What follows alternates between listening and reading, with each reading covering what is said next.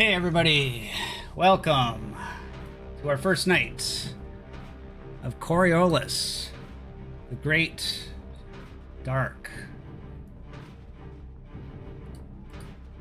And this is our first experience with this new game. Coriolis The Great Dark. We're doing the scenario that's in the starter set. And this set is free to everybody, so you can go get it right now. It is on Drive-Thru RPG. This game is supposed to be different than the first Coriolis. Third Horizon, yeah, that's what it's called. But that game we're also doing, we never did Coriolis at all. And now we're doing both of them in this 1 week. So the guy on the stream, Father, he's going to GM that game Thursday, and I'll be playing in that game. And yeah, so some people... The basic lore of this is some people from the Third Horizon, which is the last game, the last area of space, came to a new solar system to escape the war. And now they're trapped here in this dead solar system full of ancient ruins from a long dead civilization.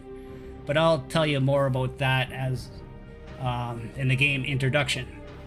But a little about the rules. This game, however, is pretty much about delving ancient ruins. It's about making sure you have the right gear and supply to delve to the expected depth of the ruin. Each ruin has a sort of like a class or a difficulty rating, and it has like a depth rating. And you use those ratings to prepare for your delve. And when you're preparing, the important stat is supply. It's a resource that consists of everything, basically your oxygen, your food, your water, climbing gear, whatever. It's all bundled together into one stat. And you can only carry so much, and so encumbrance really matters in this game. So as you delve, you lose supply from just exploring, and you also lose supply from random events that happen in your delve. If you run out of supply, bad things can happen, and it could be a TPK. So how you load out your characters for the delve is critical. It seems fun. Like, I would like to try a real game of this. With this game system, anybody know when it's coming out from the Kickstarter? Hear any news? Is it next year? Best I've heard was like Q4. Really? Oh, June. Really? I heard June, but yeah, it could be fourth quarter. It could be September. Oh, so it's this year anyway, so that's good. So by the end of the year, we're going to be doing more of this. So, great. There's another thing worth pointing out is that you not only have health in this game, but you also have heart and hope. And running out of any of them could mean the end of you. Running out of hope will make you broken by despair. And there's a bad thing called blight in this game. It's a sort of like a disease that exists all over the solar system in the ruins. Becoming in contact with blight decreases your heart, and that kind of works similar to despair. So you got to keep all those three things in check. And there's also one more thing I should mention. There's this unusual thing called a bird. And they're like a construct left behind from the ancient civilization. And they can detect the blight. They're like birds. They could fly and they could detect, and you kind of need them on your delve, because if you don't know where the blight is, you're asking for trouble. You need to scout ahead and make sure you know where this blight is. And the rest of it it's a year zero system, and much of the same rules apply to the rest of the rules. And with that, we got 4 characters, pre-gen characters that come with the starter set, and let's introduce our characters. Tell them about their backstories and everything, so we get a gist of who we got running for us. We'll start with work our way down Karkarib. All right. I'm going to be playing Jan Setenk, the algebraist apprentice. My early years of childhood were spent climbing around the orreries of the Navigators Guild, and then later on I was taken as an apprentice by a Madame Boussier and taught the old arts, With my bird by my side, I pored over old tomes and scribbled calculus on every surface within reach. But my love for Sira, a sweet leaf that brings peace to my mind, proved too strong. So I failed my final test and never became an algebraist. So instead, I joined the Explorers Guild and Jeremy's Few. Okay, next, we'll go to Mad Bard. Well, I'm Messima Kandermal. I am born to a minor Coriolite family, and I was originally destined to be in the inner sanctum studying in the archives. But I was never the obedient lass, you may say, and curiosity got the better of me, and I was ousted from the inner sanctum after a minor explosive incident that I experimented with. But sort of freed from all these expectations of my, hereditary Coriolite family. I found friends in Ship City in the underside, working as a crane rat and as a hole welder. And welding and taking things apart changed me. All of a sudden, the world seemed to make sense. You could take apart and put together. And when the Explorers Guild started recruiting, delvers like me were in big league in things. Now I figure I can hack and burn my way through ruins with a smile on my face and hopefully an energy bar in my mouth, because I do feel a little peckish at times. All right, sounds good, Mad Bard. And next, we have Devin, a new member.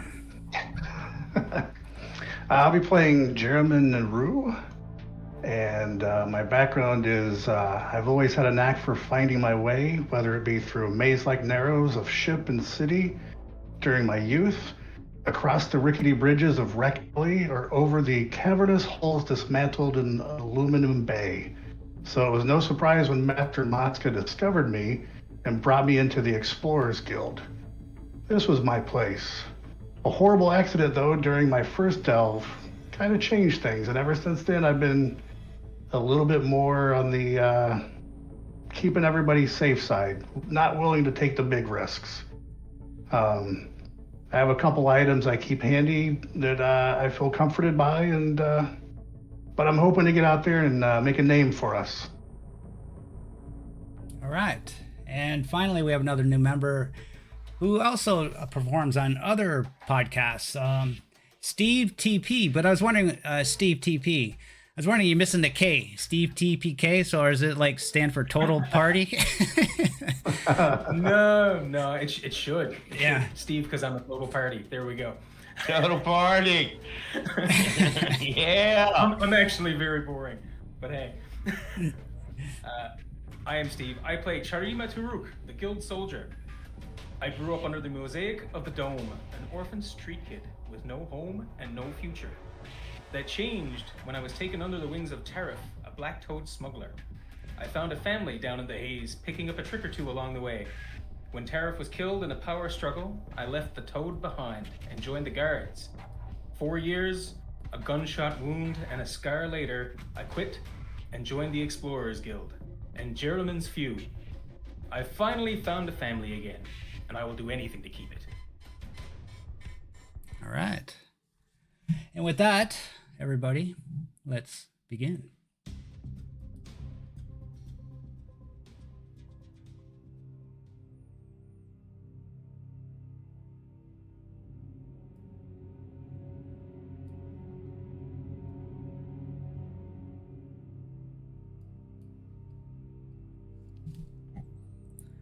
Once upon a time, a desperate group of people left part of the universe called the Third Horizon their home. They called themselves the Diaspora, and they were fleeing a universe at war. Setting their course towards a faint signal from the depths of space, a beacon they presumed, from the legendary and long-lost generation ship Nadir. They set course with hope that, however futile it seemed, Nadir could somehow bring salvation to them all. The voyage of the Diaspora was long and arduous and almost tore their fleet apart, and it was a considerable diminished fleet that finally arrived at a lone system in unknown space. They named the system Jumua, and rejoiced that their trials were at an end, and that signal went silent. The initial optimism soon gave way to despair. Jumua was a barren expanse, its vast emptiness broken only by scattering of asteroids and the presence of two gas giants. The remnants of the fleet found sanctuary on a lone asteroid, where they began their search for ways to venture further into this new horizon. A portal was eventually found. However, it was long dead and inactive. There was no way forward from Jumea and no turning back. The Diaspora had discovered the lost horizon. What was thought to be a temporary settlement, intended to last just long enough to gather the strength before setting out further into the new horizon, became something else completely. The Diaspora used the remnants of the fleet anchored to the asteroid as their primary living quarters. And as time went by, they started to break down unused and broken ships for constructions on the asteroid, and the settlements grew. A few generations later, Ship City has become something much more than a makeshift harbor of the past. Welded and strung together in a tangle of labyrinth in and around the asteroid, it has grown in all directions at once, out of necessity and boredom, with whatever was thought needed. From elevators to drug dens, Ship City now is a sight to behold, an asteroid metropolis of impressive proportions, and although resources are still scarce and individual resolve might falter, it is a beacon in the dark. The ruins are, for obvious reasons, at the heart of the mystery surrounding the Lost Horizon, and still pose a formidable puzzle. Dotted throughout the system, on desolate moons and asteroids, they are, of course, the foremost proof that the Diaspora was not the first to come to this part of the universe. Beyond that, very little is known about their nature. They come in different varieties, often monumental in size, and largely of Chthonian nature. Even though you can find some structures above ground, the way they often expand underground is strange indeed. They all pose different challenges to exploration, from ancient defense systems to creative constructions that hinder intruders. But the biggest challenge of all is what is called the Blight. The Blight is the great curse of the Lost Horizon, and its manifestations a constant source of fear for the people of Ship City. This plague appears to have origins in the ruins. There, it seems it started and left a warped land full of strange phenomenon before crawling out through the system, lessening in effect as it went. The most apparent effect of the Blight is massive corruption of structures and biology, causing both strange mutations and death. The closer you get to the ruins, the more serious and strange the symptoms get. For explorers, the Blight is a deadly adversary and poses a threat even with all the gear and suits they have developed. There are also other effects of the Blight that reveal a more mystical dimension to its presence. The eerie dreams reported when travelers come into contact with infestations are just one manifestation of this, but even more obvious are the many uncanny phenomena that occur in places with high Blight concentration. The presence of the Blight in Lost Horizon made the future look bleak for Ship City dwellers. This changed with the discovery of the birds, or the Garandua, as they are also called. When these creatures, or constructs, or automates, depending on the frame of thought, were encountered in the ruins, the explorers were unsure of their value and treated them at best as mere curiosities or pets. However, after some time, explorers started to notice that the Garunda had strange abilities, and when they discovered that the presence of the birds mitigated the effects of the blight, sometimes eliminating altogether, changed completely. It is now clear that the blight and the birds are a part of the same enigma, fighting what seems to be an ancient battle in the dark. The birds represent a promise of a way forward in Jimua, and today most exploring vessels carry birds on their journey. Although the Great Dark is still a dangerous place, the birds have given the explorers a fighting chance.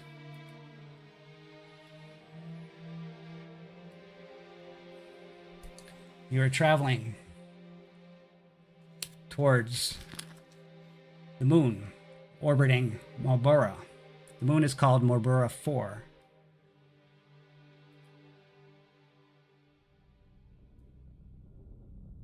You're approaching your landing site. You're about 50 kilometers above the moon's surface. As you all stare and look at the wonder to behold, the great gas giant.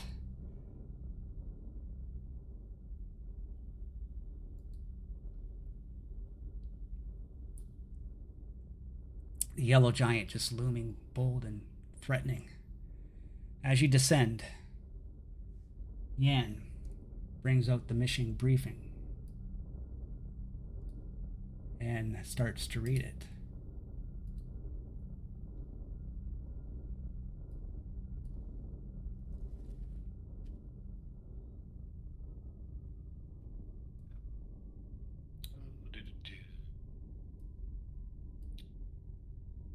Sorry, 1 second. Just trying to blow it up big enough to read.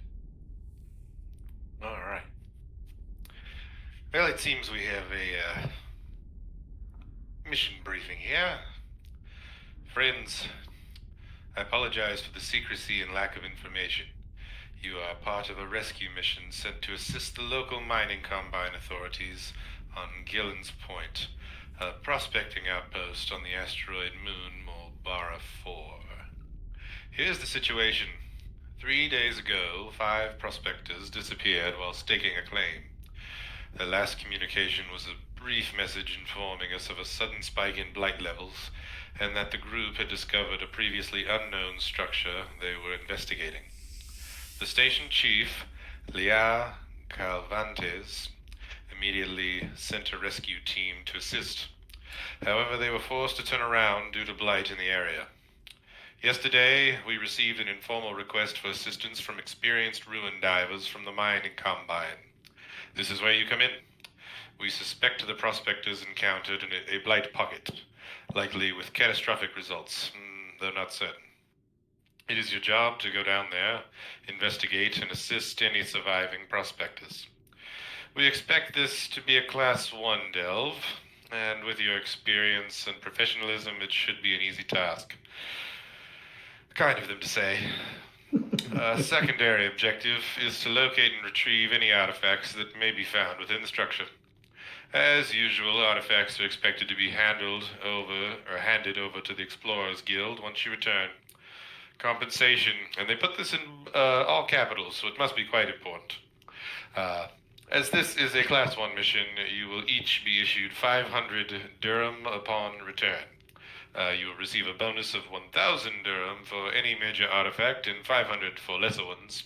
And they do wish us to come back safe from a Mosca. Do they, though? It's most kind, most kind.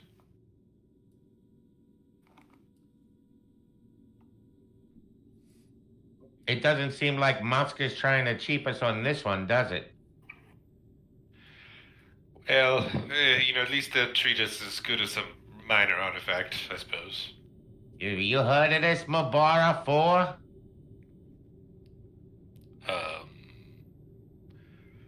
No, not personally. Yeah. Although it does seem to be an interesting little place. Infested with blight, of course. Yes, I don't like that blight. No, but, perhaps the forward team is just clearing it out. Maybe that's what delayed them. Or it sounded like the rescue team was aborted and they came home or something. Yeah. Well, maybe they came home because there was nothing to find. It was just a simple thing down there. So we're getting paid for double duty. All right, this seems to work for me. I've got I got all my expos ready to go and get down in the delve. Don't we have a soldier type here for us? Kind of lead the way. We do, and I shall. Well, not to overstep here, but I tend to do better if I'm in the lead in these things. I got a certain knack for finding things. Now, don't get me wrong; it's great to have a soldier with us, and I'm more than happy. But as far as leading goes, you know, that's kind of my specialty. What's your name again, sir? It's Jeremy. Jeremy. Yeah. Can we call you Jerry? Yeah, sure. You don't mind? I don't mind. You can call me Messi. My name's Massima, but you can call me Messi anytime. All right, I'll call you Messy. All right. How uncouth. It's just for friends I let that name be used. Because it's, I got it because of my hair, you see. And I got this crazy hair. And I just don't know what to do with it. And it's so damn cold in space that I like to keep snuggled up. And, listen, you look like the strong, strapping sort. So, I don't mind a little snuggle late tonight is all I'm saying. I'll think about that. Oh, yeah. Just call me Messi. So back to the mission at hand. Much though I would enjoy the prattling on.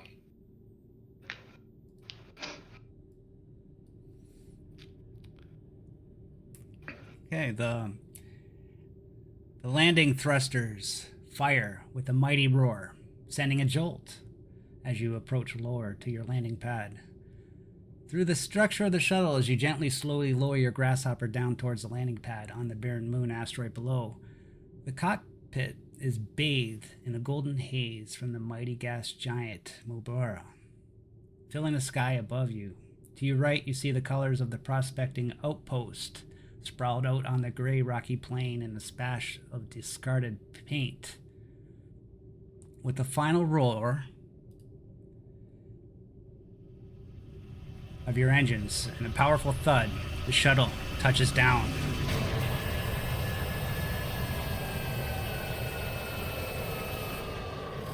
I hate landings. Any landing you can walk away from, a good one. The pilot announces welcome to Marbella 4 as he presses the button and opens the airlock. Hopefully not before we get our suits on. Too late. Y'all suffocate and die. All right, that was a good one, boys. I can't wait for the main campaign to come out. Yeah. No, but Kareem immediately darts to his weapons as soon as the engine stops and he starts checking, just making sure everything is in order and operational. 3 times.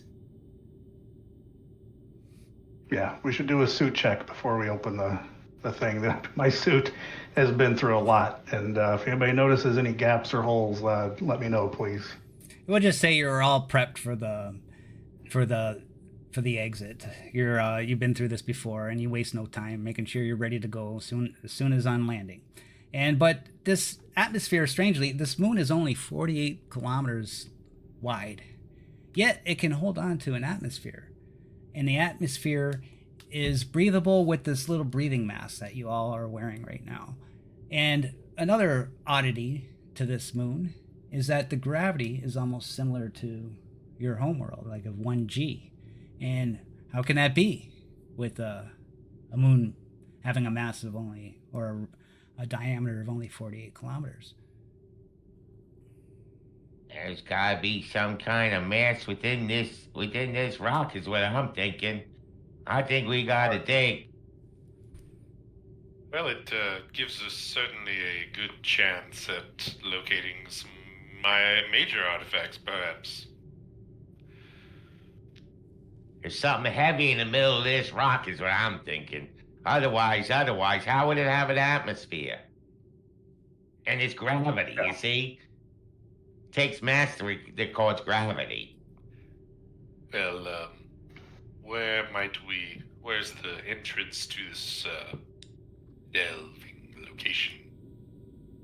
Okay, you all hop out into the moon, and the regolith just you sink into like a few centimeters of regolith, and you hear the crackling of the regolith beneath your feet as you walk.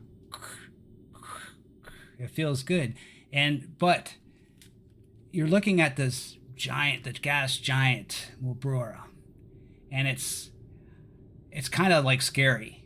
It's so foreboding seeing this giant presence, and you're just orbiting this giant beast, wondering how the hell are you staying in orbit? Can this moon just get eaten apart by this giant planet just like that? And so it's kind of scary. And so you all have to make a roll for insight. We'll do it one at a time. This is to see if you hold your nerves. Because if you fail, you're gonna lose hope. This place is hickey, fellas. You see the size of that gas giant? Hickey, I say, man. And look, we don't get sucked right off into that gas giant. I thought I had a lot of gas, but look at this thing. So, Messi, roll me. Roll me insight. You got to each success will block one potential despair, and there's only one potential despair coming at you, so you just need one success. Can I use one for my equipped exosuit I wore in my suit for gear? Does that help at all? No, this is a mental thing. All right, here they come. It looks like I got one success. Great. So this is nothing to you. You know, it's a little unnerving, but you've seen this before. Yeah. Just gas. Gas, fellas, gas.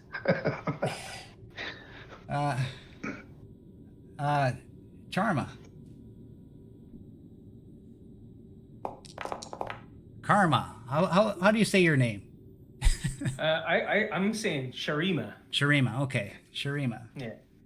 And I have 2 successes. Great, you're good. I don't like this. May our first steps on strange soil be prosperous, and may our last steps take us home. Jeremy.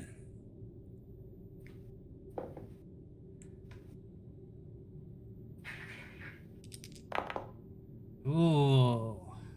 I don't know, Messi. All that talking about the big got me a little unnerved, I gotta admit. Are you percolating in there? Are you percolating? I gotta look down. I'm gonna look down at the ground. Just let's get inside. I think I'll feel better once we're in inside. And you take lose one hope. It's kind of neat. Your hope just goes down and down in this game. You know, you get. I like it. Yes, quite neat. It's such a good thing that happens to us. Our hope dwindles. Gives me a little bit more power. What was that? Abandoned hope, all ye who enter? I remember that from the back in the Ducty archives. And Yan. Yes, it is just a large ball of gas. I'd hesitate to possibly calculate how large it is, but, that might take too long. Profits await. Okay. I like being around smart people. You certainly sound smart, mister.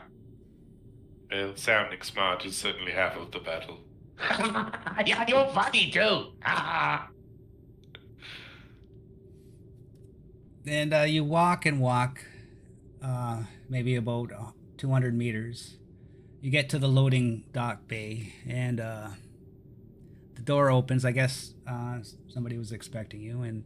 But as you're walking, Yan notices that you see this big, beautiful white spaceship that's parked just to the left side of this space base here. Oh, that's quite a fancy little craft that's parked over there.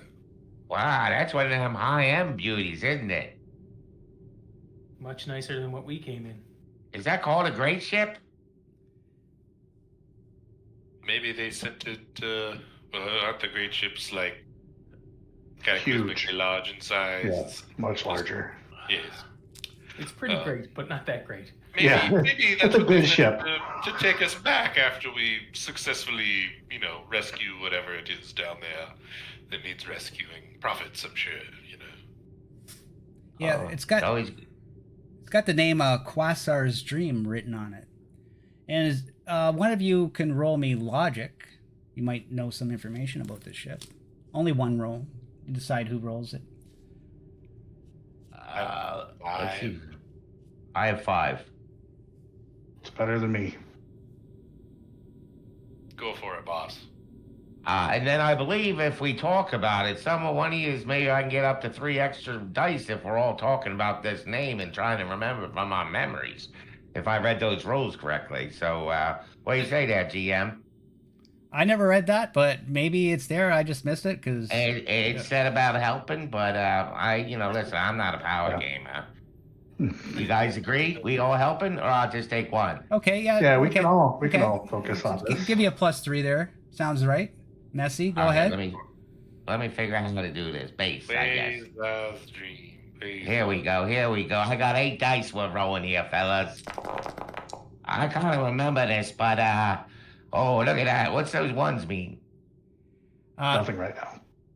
I don't. Yeah, if it's What not bad. success? Yeah. If you push, then those ones mean you're gonna get despair. You Stuff. lose hope. I get you. I got 1 success here, Captain.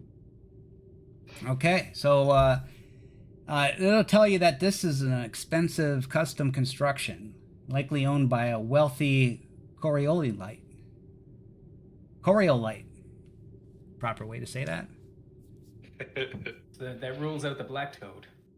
Yeah, and if you're wondering what a Coriolis is, they're an important union of clans and families of Ship City, known for their obsession with old horizon, intricate rituals, and spectacular sense of fashion. They were all our forebears that were before the 3rd generation, and I think in that original incarnation when they all left Coriolis, I think, together, didn't they? You know how that story works? I think that's what my grandpappy said. The first pilgrims.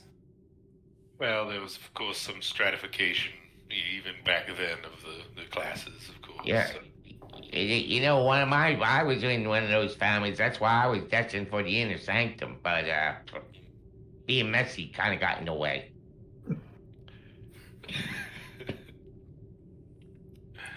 Well, perhaps there's someone inside that might entreat us with additional rewards. It's always good to have a second way out of here, too. So let's close up our ship nice and tight so nobody steals it. Because Messy does already got ideas about, improving her ride if they, you know what I'm saying. No, I don't. What are you saying? So I'll just leave it circumspect then, so, and we'll work on that, not just sounding smart for you. The black toad call it Mariner's Law. The angels, what do they call it in winemaking? The angels share.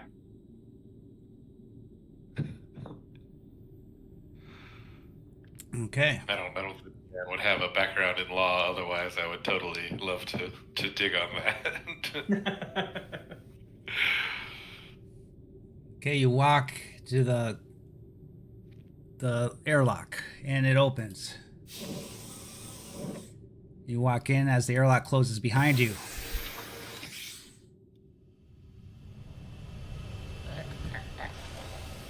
There's a bunch of mechanics working on rovers and everything in here. It's kind of noisy.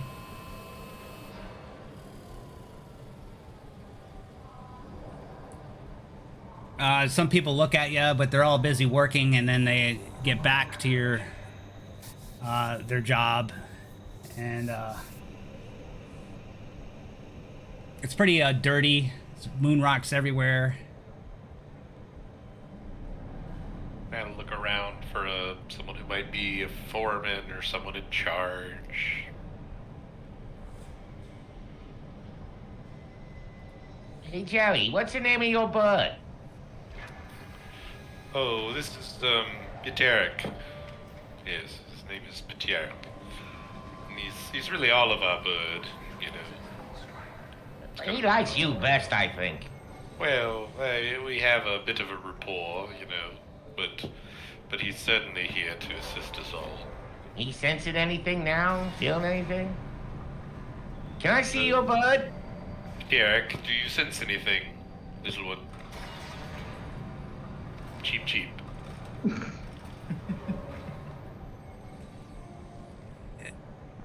Do you actually have a bird in your inventory? You don't have a bird, do you? Yeah, I have a bird. We have a bird. You got a bird? I didn't even know that. Yeah. You got a bird? I got a bird. I got a bird. Doctor. Okay. I know I did the... okay, never mind. Anyways, as you're looking around at everything and just seeing what's here and that, somebody that's dressed in a uniform comes walking out. She stands in front of you. Oh, hello there. Are you in charge here? I guess you are the explorers that have come to rescue the missing explorers. We're the delving crew, yes. Yes. Well, it's kind of loud in here, so meet me in my office and then we'll talk there, okay? So, Lead the way, lady. Follow me. What's your name? My name is Leah. Leah, you lead the way. We'll follow. We're ready to go. Sooner the better.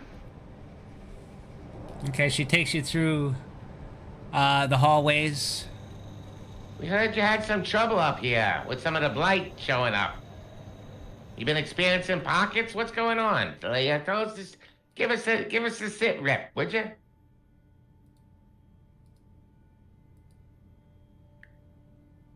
She says, she doesn't say much. I'll let you know in the office. Let me sit down and have a glass of wine first.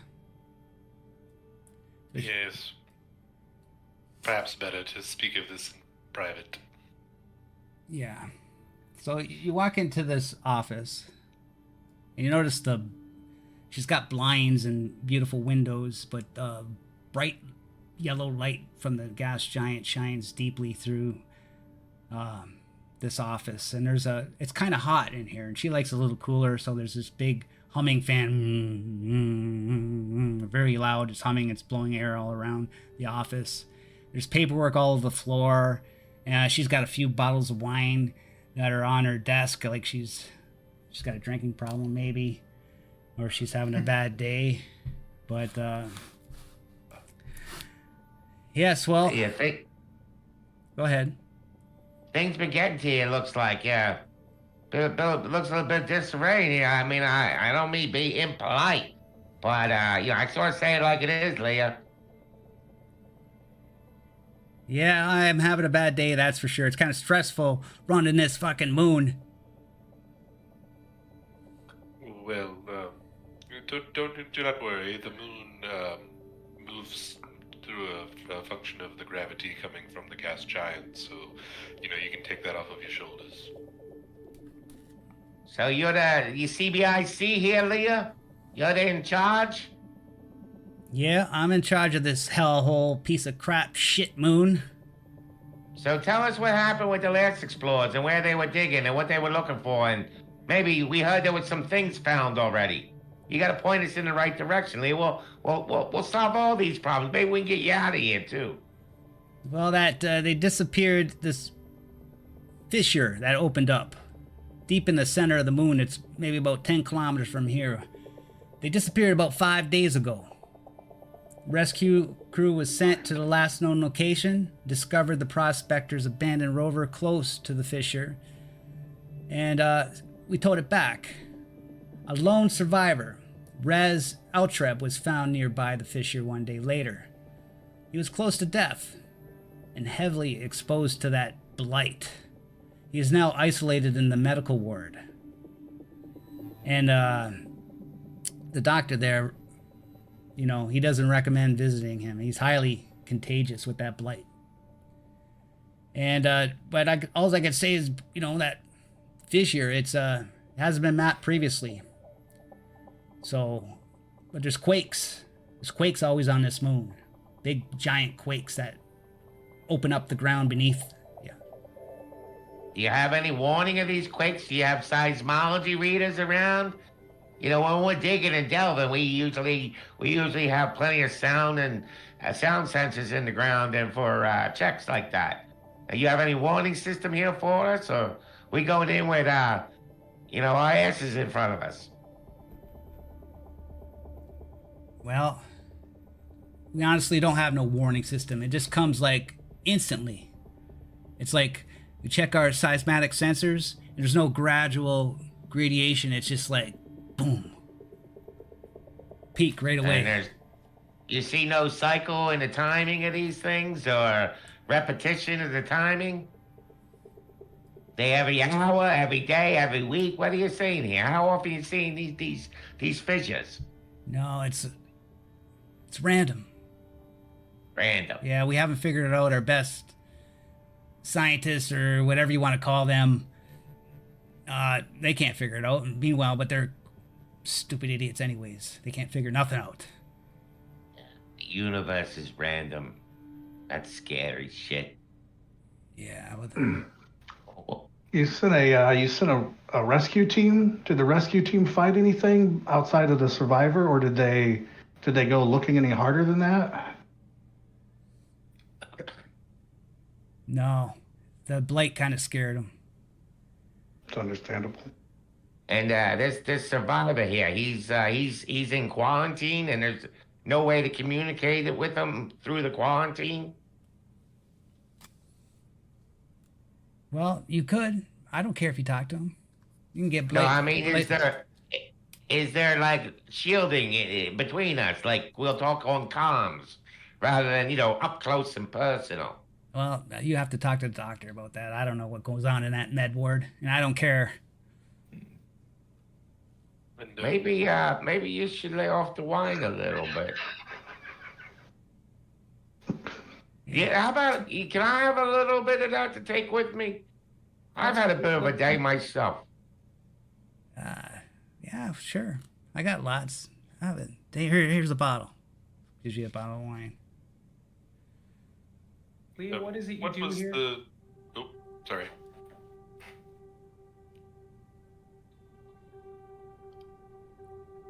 Maybe you should care. I just want to hell off this fucking moon, man. Tired of looking at that yellow light. Yellow light. Oh my god. Whose spaceship is that out there? You want me to tell you whose spaceship that is?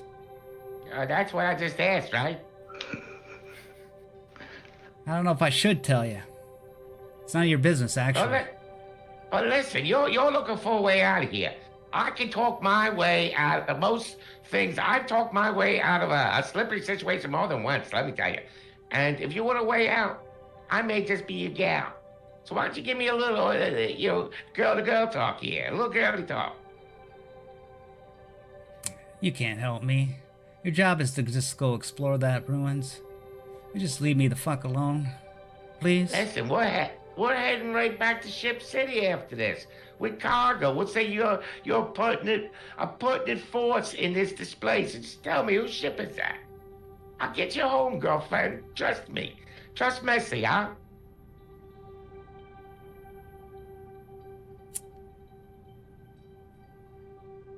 Well, I could tell you one more thing, okay? Or maybe a couple more things. The moon is entering its dark phase tonight. So it's going to be next 3 days. This side of Mabura 4 is going to be shrouded in darkness. And you know what? I kind of like that. Get rid of this damn yellow light. Jeez. And you know what? It's getting to you, huh? Yeah, it's really getting to me. And there's a simple. There's a every time this happens, there's a simple supper tonight. We're gonna have the dinner in the observatory instead of the mess hall. Tradition when we enter the dark phase. So if you want to have dinner there before you depart, you're welcome to it. And also, you can use one of our rovers there in the landing bay or the space dock. Anything else? What was the name of the doctor? The doctor. The doctor's name is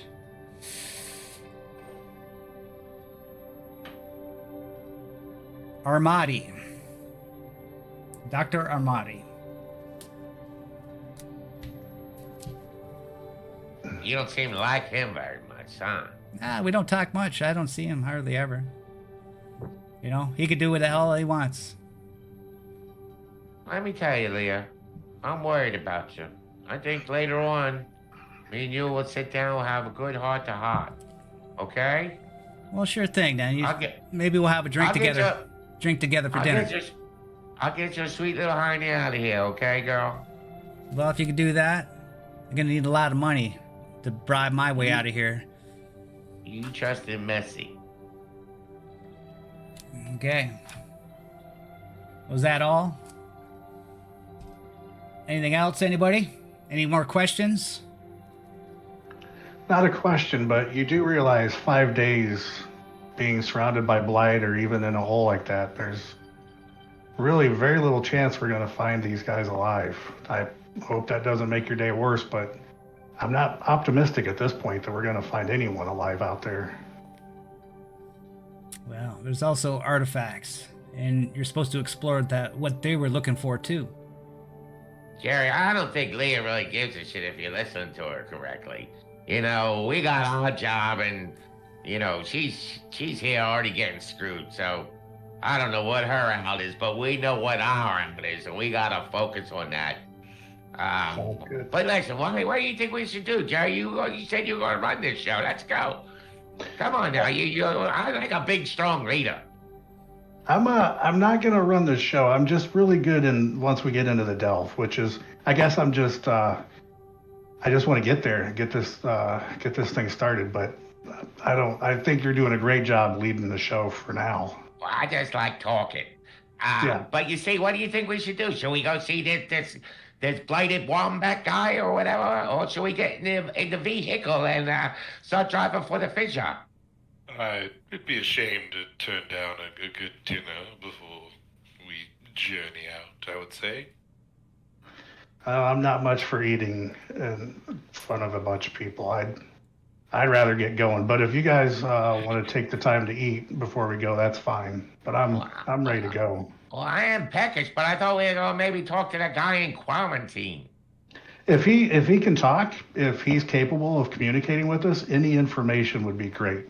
But if he's not, then well, maybe one of you spiritual guys can give him some of your hope, and it'll help him talk and tell us stuff. But you know, like I said, I'm just an idea guy. yeah, let's go see if we can communicate with him. Or at least pay a visit to the doctor that's been his attending physician.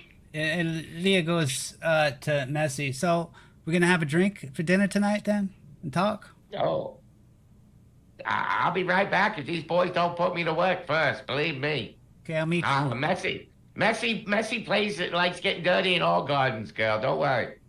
Okay. I'll give you guys.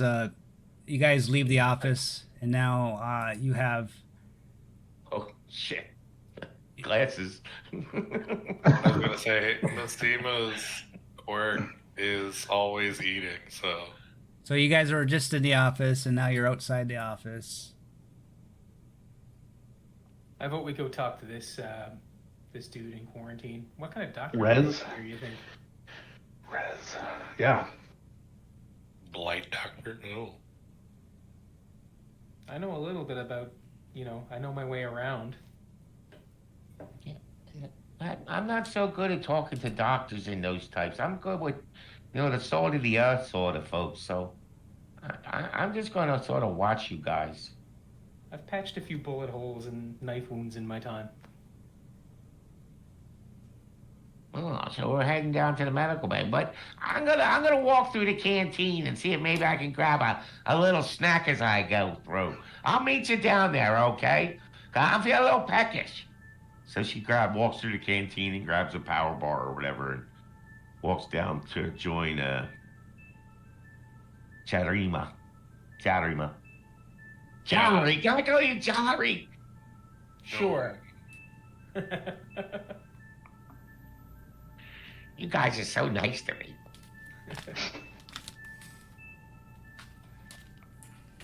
Okay, so you're gonna go into the medical ward, eh? Yeah, I guess so. You open up the medical ward and you see there's a few hospital beds, and they're hosting. There's actually 3 people laying in these beds, and there's a doctor that turns and looks at you. I don't have a token for him and then you see this right over here. It's like a window into isolation bay. And there's a person laying in the bed inside there. And the doctor turns around and looks at you. Says, "When do you got the fog, too? What are you doing here?" Dr. Armadi, I presume? "Yes." "You're new here. I've never seen your face before." Oh, yes, we're the next delving team that's been dispatched to, hopefully recover this man's compatriots, and we thought we might drop by to see if you knew anything about their journey that might forewarn us before we head down. You know, Messy's tapping on the glass of the quarantine thing, like it's like a steak tank in a pet store. I thought he's tapping on it. I thought you were going to the canteen. Oh, I thought we ran. That was just a run through, but okay, wherever. I'm not there. Okay, as you went by the canteen, you noticed that the doors were locked. The airlock was locked, and it said "Closed dinners in the observatory" on a sign. Okay, so the doctors. So you're tapping on the glass, and you see somebody lying there, pretty motionless. Can't really get a good look at him, though. The doctor goes, "Well, yeah, I could take it you were the explorers going down to rescue the others that are most likely dead from blight by now." Oh, no sense in being quite so sure of their demise just yet. So we have a job to do. Well, we're just trying to help. Well, I have a job to do, and you're preventing me from doing it. These 3 patients have the fog, and I'm trying to take care of them. What's your business here? The fog is some virus that makes you stare into space. You can't think. You're in limbo. You don't remember what just happened. Do we know if that's associated with the blight? Is that something the bird can sense or anything? No. The blight. Okay. The blight is far more serious. They will get better within a week or 2. Okay. So this guy you have in quarantine was exposed to the blight? Yes, he was. He was one of those explorers. Did he tell you anything about what happened? No, he couldn't tell me what happened. He's completely infected with the blight. You can go talk to him. I think he may be able to get a couple words, but yeah, it's up to you. But he's not going to last much longer. Doctor, have you tried to sanitize him?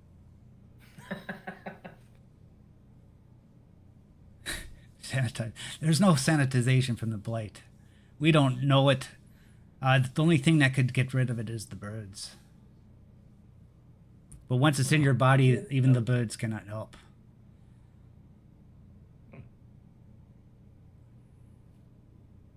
And has he spoken at all? He mumbles stuff. I pay it no heed. Well, okay. Yeah, I guess we would go up and look at the man. I have a talent, doctor, that I can give a go.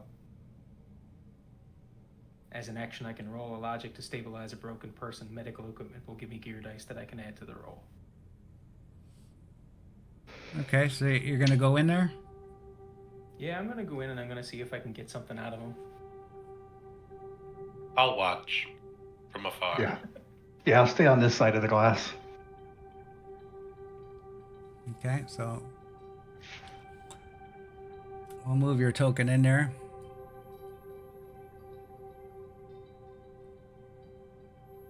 What about you guys? Well, Messi says to him, "You sure you want to go in there, mister? We can just talk to him from out here, probably." Charlie, I don't know, Charlie. Jerry over there hadn't been too warm and friendly. You could be next in line, so, why don't you stay out here and just wait, try and talk to him? Throw him some hope or something, maybe. I don't want to see you hurt. Okay, so It's up to you. You're a man. and so you approach the his name's Rez, and he's completely consumed of the horrors of the blight.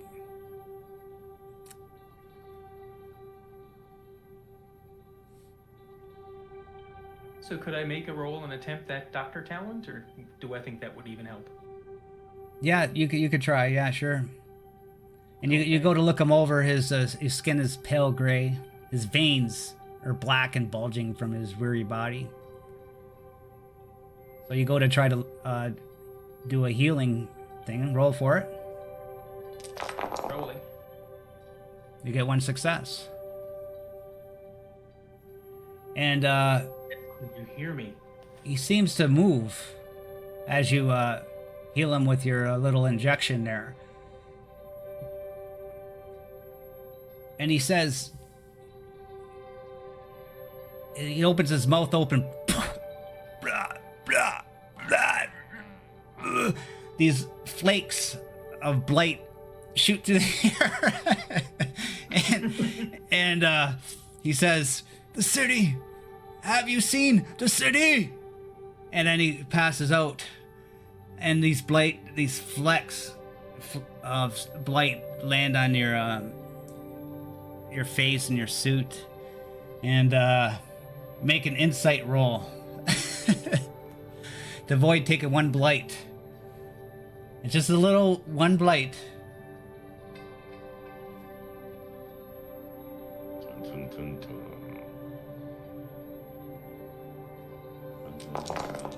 Oh.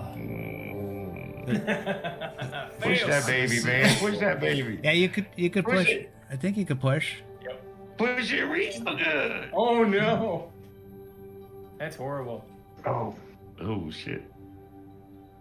Uh, Now what happens, Omega?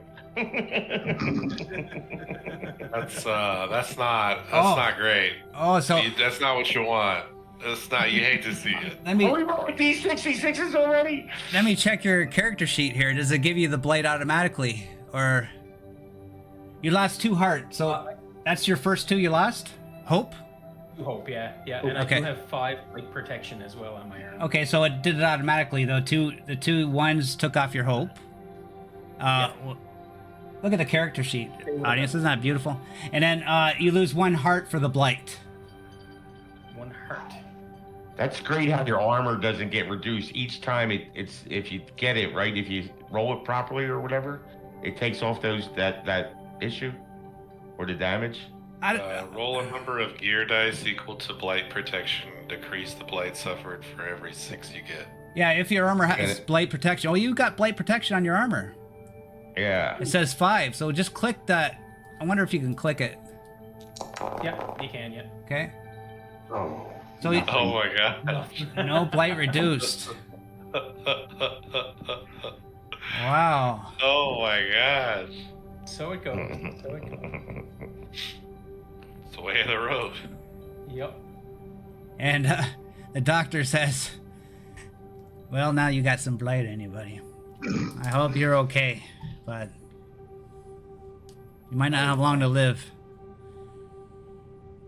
Charlie, I heard it's all about keeping your spirits up. Well, I'm gonna try and keep you laughing, all right?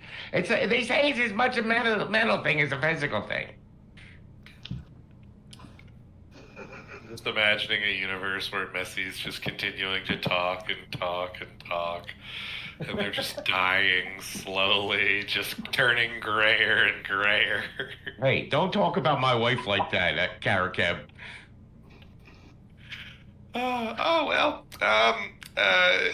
Doctor, do you know anything of this city of which he spoke? Is there a city around here somewhere? Perhaps. City? What are you talking about, city? Oh, have you seen it? Ship City you're talking about? Nope. Maybe. He asked if we've seen the city.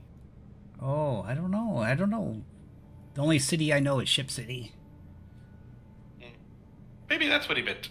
Well, sir, yes, I have seen it. It was quite interesting.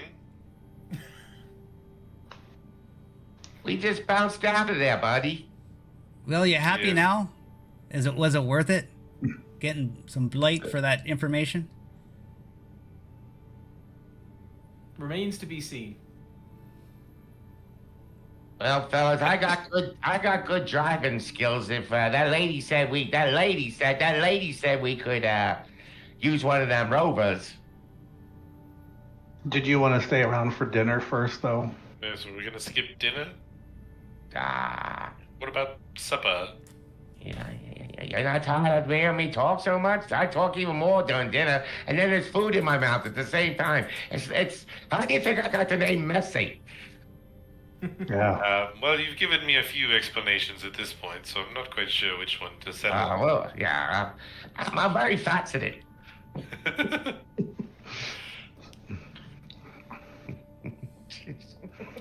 Well, you guys are distracting me here.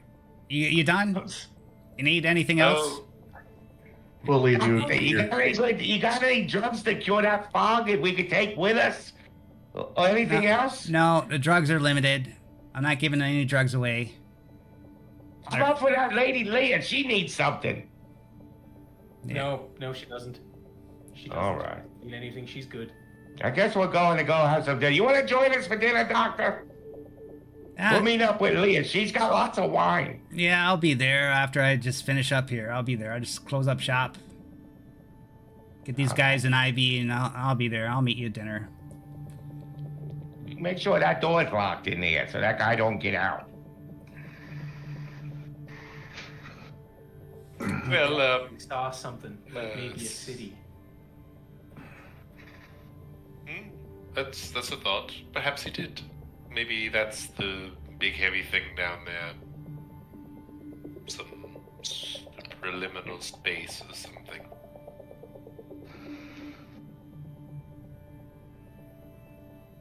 Well, off to dinner then.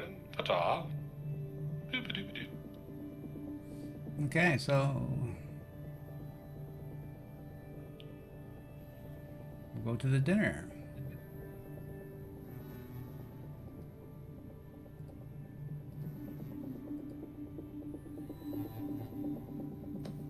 Canteen. You enter the dinner, this area, and there's this big giant dome with this big thick glass, and it overlooks the beautiful gas giant planet. As the moon is starting to, in its orbit, starting to go away from the planet and face the darkness behind it. It's very breathtaking as you see some elegant people at tables, some ruffier looking people at tables, but it's pretty packed and everybody's mingling and people look at you as you walk in. There's a few tables open for you to sit at. What's the serving like? Is it like a buffet or? You see a chef walking around, making sure everybody's dinner is good, and he notices you, and he comes up to you. Welcome. You're a new face here. Have a seat, and I'll bring you out some nice, precious food. I got a new recipe I just designed last week. You will love it for sure. On this special occasion. What delectables have you crafted, sir? Well, I got this red moon sauce over chicken cacio viva. It is great.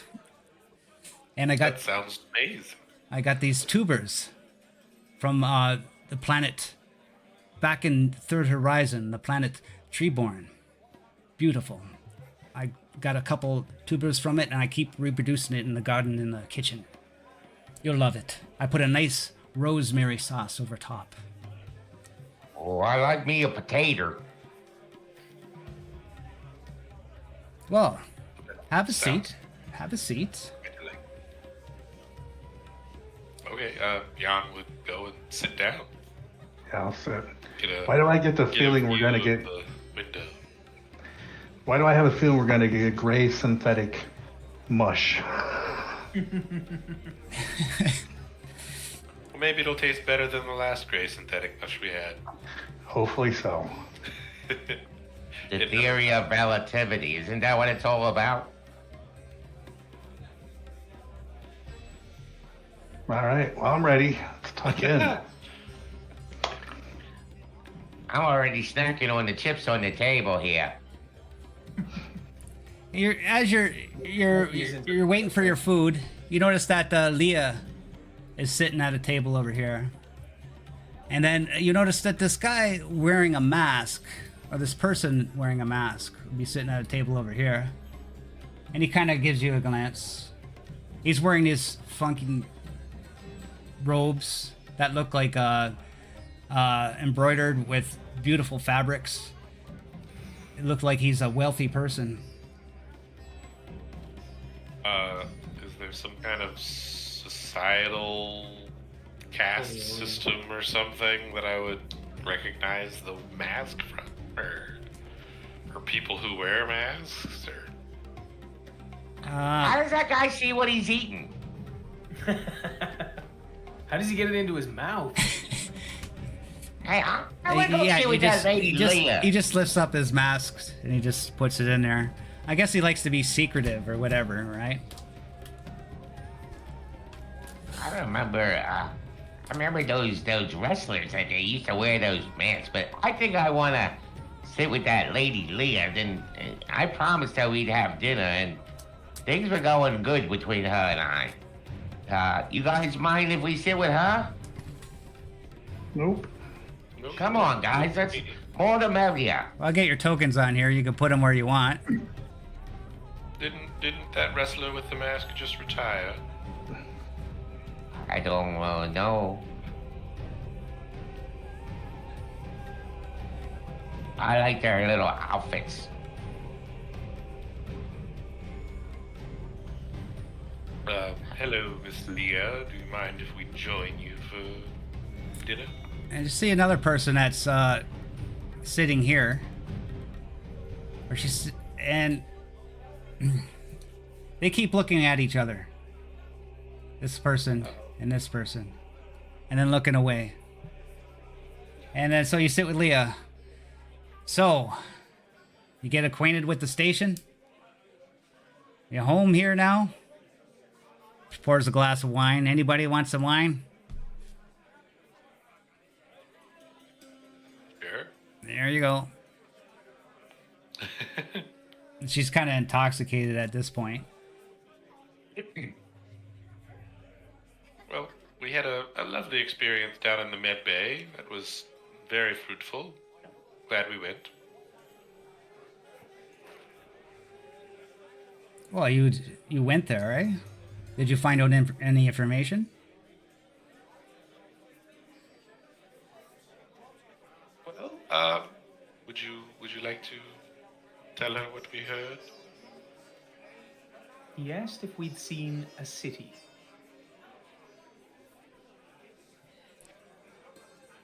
Ship City? Yeah. I guess everybody's seen Ship City.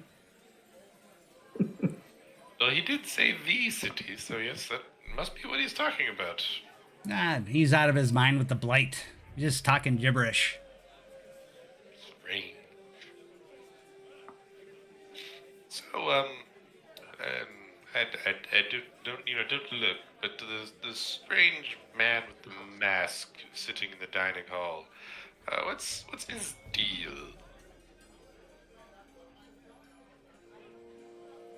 That's Triple. Or how do you say his name? I think he did great. Etrepo? Utrepo. That's Utrepo. He is a wealthy merchant. He's a romantic. He's not too bad. I don't mind him.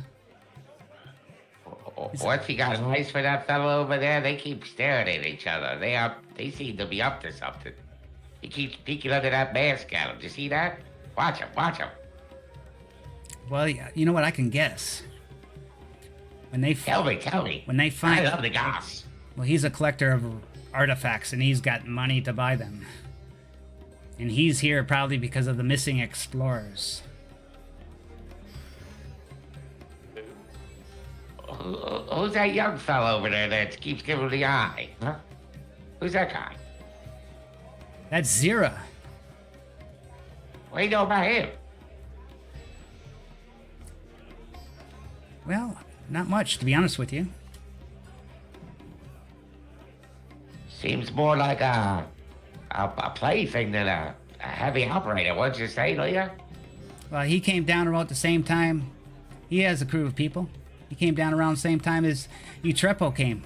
So, Is that one of the spaceships over there where we met you by your office? Utrepo ship's that white ship. Oh. Careful. Do you guys usually get this many visitors at one time? Well, I think everybody's searching for the ruins. Because those artifacts must be down there.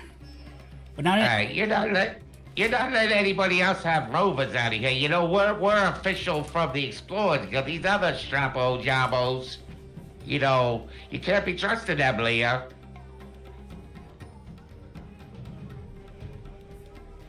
You're not letting any other cars out of the motor pool, are you?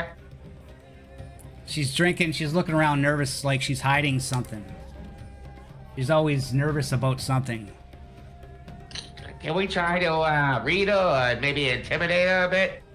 Now listen, you know, we're with the official guild. Why don't you tell her that, Jerry? Tell her all about how we get things done.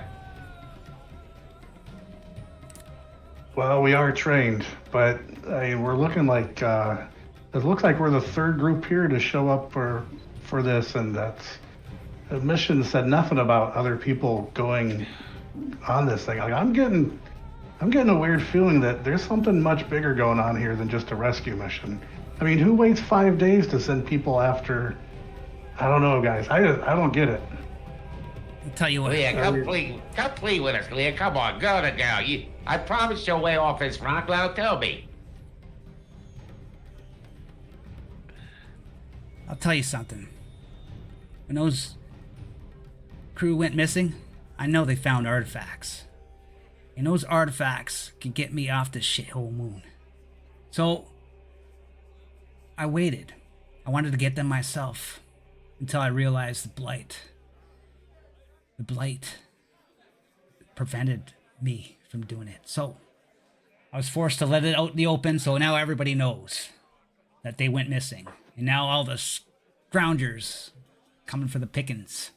That Utrepo, he's probably hiring that crew over there for some fishy business. But no, you're the only delvers legally supposed to go down there and delve. Nobody else is supposed to go. So I offer you this. If you find any artifacts there, I'll pay you double for what you're offered by the corp. Well, by that's- contract, we have to turn him into the Explorers Guild. However, if you come clean with us, maybe we can give you a little something just to get you off this planet or this moon. Listen, we got room on our ship for you. Why you need to? Who you working for that you got all this money? You got money to pay us double. You should be able to buy your way off this rock. Well, yeah, you can't bullshit a bullshitter here, lady. You know what I'm saying? But how about you let us do this? How about you help us out? You give me access to the motor pool so I can make sure that there's some, but not too many moon rovers around here. They didn't bring any with them. Those ships don't seem size-worthy to carry any vehicles with them. But you let me in and get our rover out of there, and you keep those others under lock and key. I'll make sure they're not in the best of condition before I leave, though.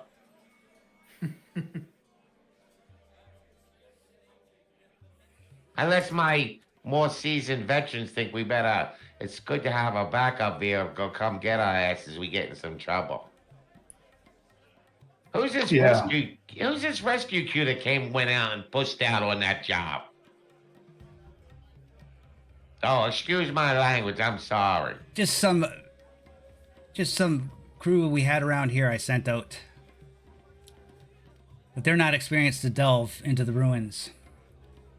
That's why you were hired by the guild.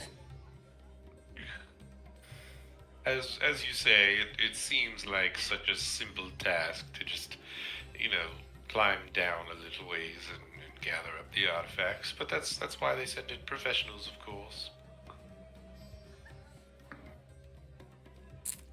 And German.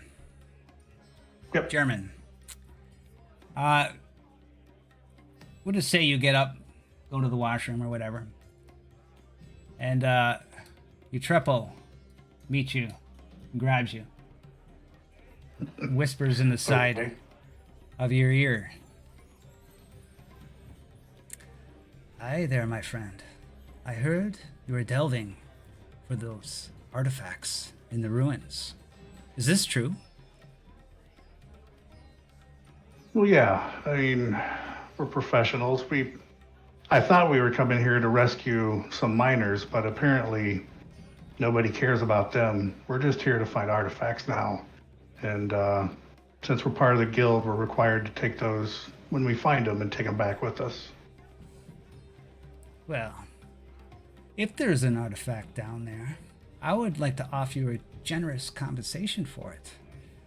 The Explorers Guild pays measly sums for artifacts. Shall we say, I quadruple their offer. 4,000 dirham. I would be very grateful. That's interesting. I'm surprised you didn't bring your own team of delvers. So you're just the front man for... Got a huge bunch of cash and you just want to pay people to do stuff for you? Is that what it is? Delvers. You're the delvers. We're not allowed to bring our own delvers down there. Okay. It's up to the Explorers Guild to send the delvers. So I'm offering you, Okay. if you can store maybe a few little artifacts on the side, I will give you 4 times the price for them. That is an interesting proposal. I will definitely keep that in mind. I assume that's your ship out there, the Khazar's Dream? Yes. I would even offer you a So ride nice ship. back in style if you... Really? Yes. Well, I will have to talk to the crew, but I have to say that is interesting. Oh, indeed, it is. Have a good day. Thank you.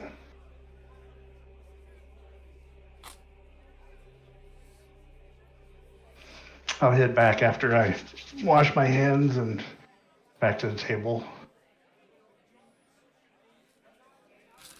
What are you guys talking about? Please wash first, please. Yeah, I always wash. Don't want to get blight. No. I think we're probably talking about the delicious food that's been brought out, right? Yummy. Mm-hmm. He brings his food at this time.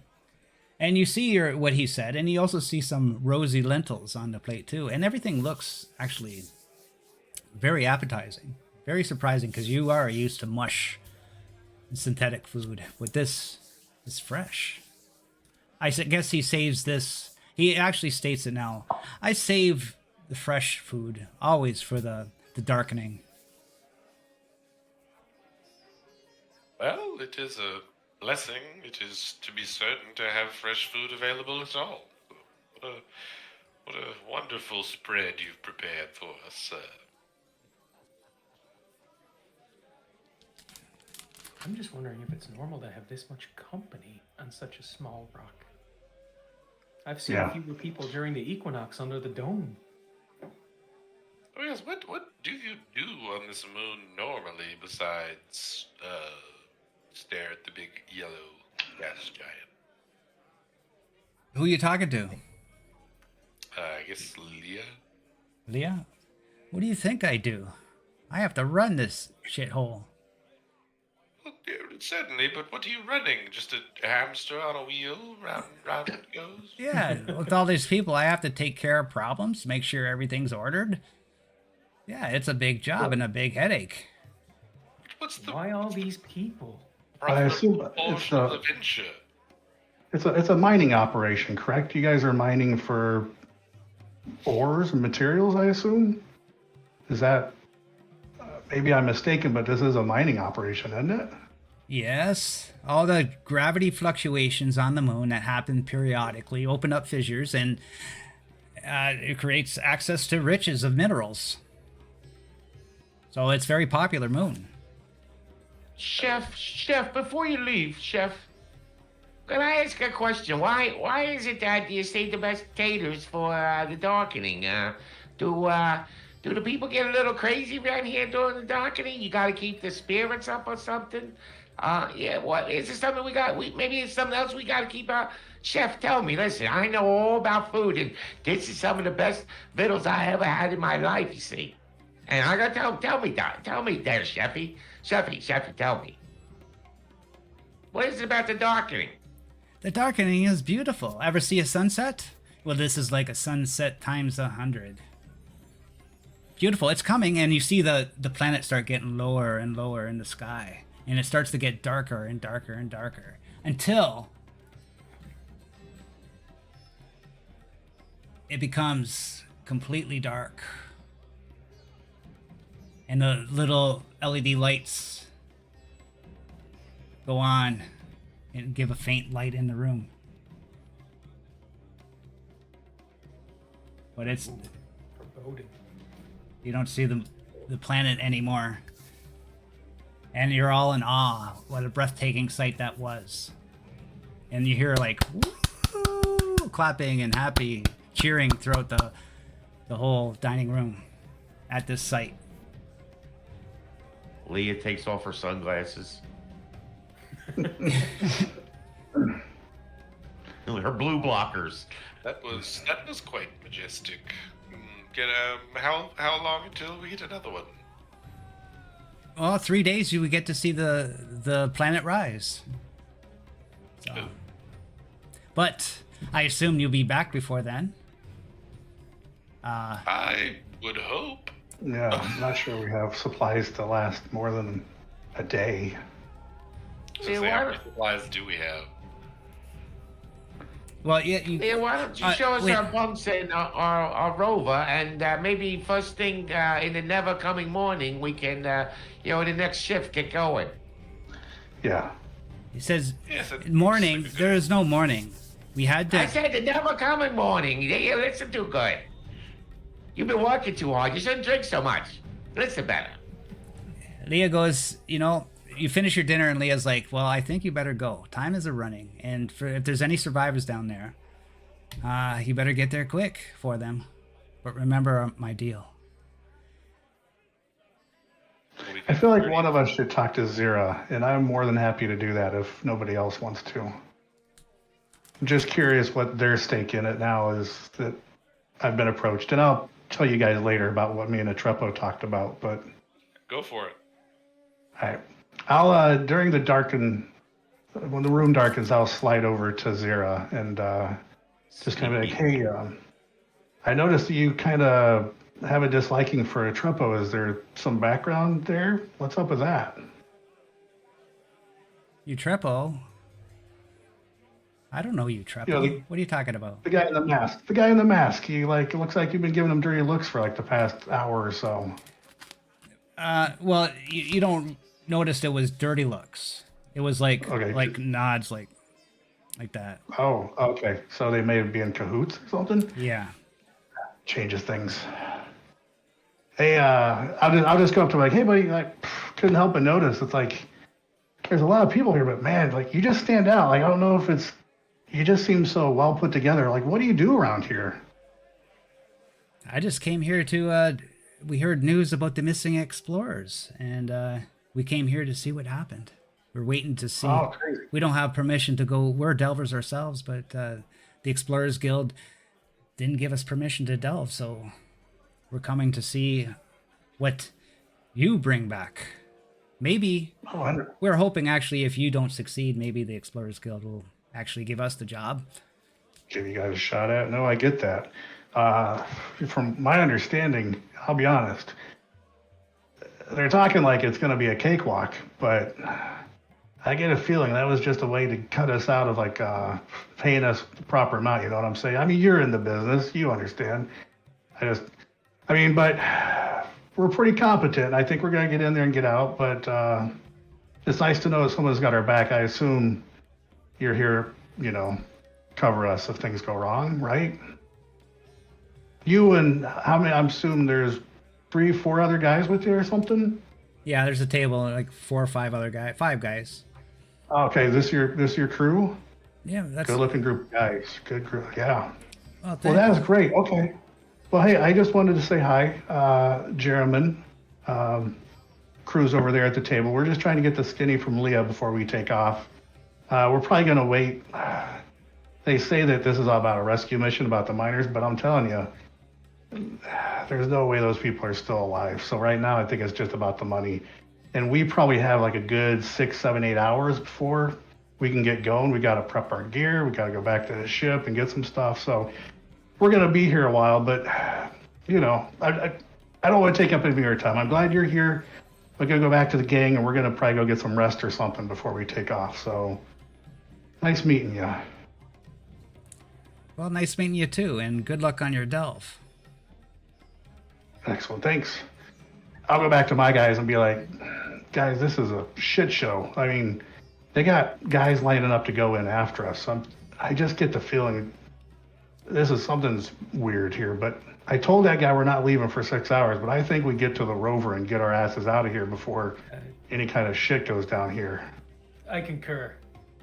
Do you think those guys, those other delvers, we could, maybe hire them? There's a lot of money floating around here that, that legal lady said there's some extra ching to be had, and, the guild doesn't really know what we're going to find, and, lesser objects sometimes, they're on an inventory sheet, and, maybe that Berlin museum end up with a nice bust sometime, something like that.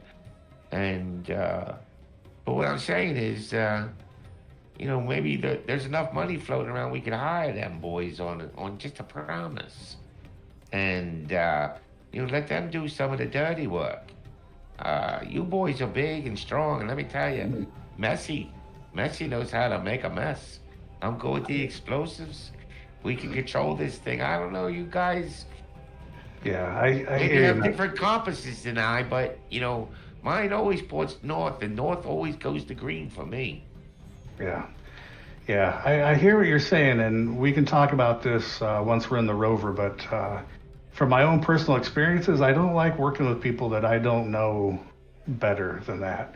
And if we're talking about money, there's nothing to stop them from cutting us out of the deal completely, if you know what I'm saying. Yeah.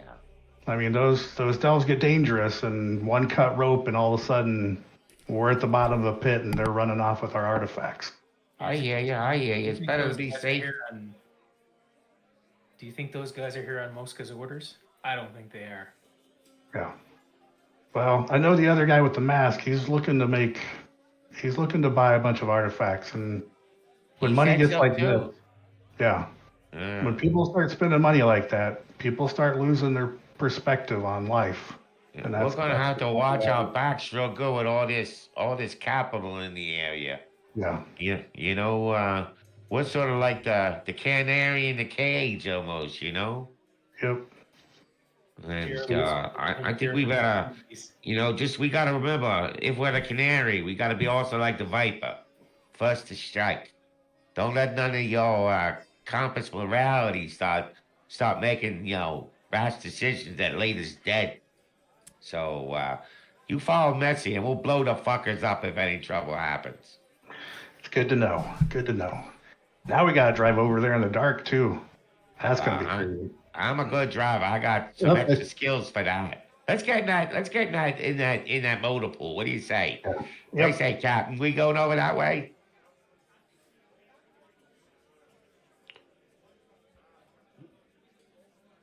Okay, Leah says, "Okay, enough dinner. You guys ate. I think you guys better get going now. Time's a ticking." Yeah. Show us the way to the motor pool, Leah. We'll get moving, and we want to get some gear all loaded up. Well, you got your gear, which you left in the loading docks. Yeah, we're gonna move it on to the rover. Yes, So we have all our shit. You show us the rover, we'll get moving. the loading docks. Yeah, just go to the loading Yeah, docks. yeah. All your gear's there, All right. and Hey, you take it easy tonight, Leah. Get some rest, all right? you too. And maybe we'll talk later. Okay? She pours herself another glass of wine, drinks it. See you later. And you arrive at the loading docks.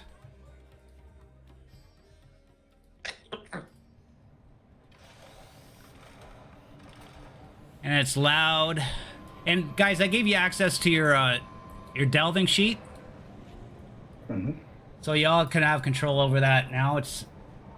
That has everything on it. So I'll show it to everybody. It's got the crew, all their role. It's got the bird and the bird's abilities, and it's got your Where's that it's at? got your supply. It's with your character sheets. It should say German's few.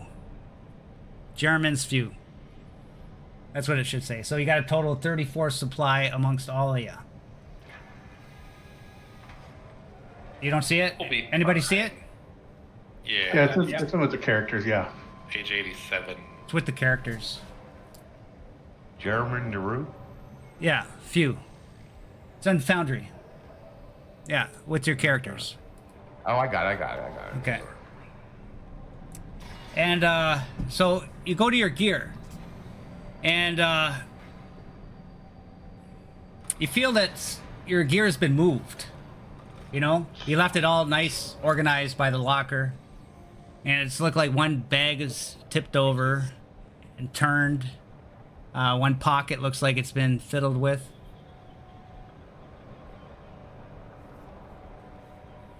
All right, now we gotta check all our shit before we leave. Check it 3 I don't times. Yeah. Look for things that are broken. Everybody check their. This Sure is everything's unfortunate. working. And I'd like to do a little mechanical inspect of the rover as well. Okay, well, Unless, okay, well, I mean, I don't have to. it's up to you, but we'll start with the gear first. Somebody roll me perception, and whoever else is helping them, look. So, Messi's gonna not be there, so you can get a +2 if the other two are helping. Who's got the best perception? Mine's not great. I've got a 5. Oh yeah. 5, yeah. Okay. I'll help one of you guys check the gear. Rolling. You want to push?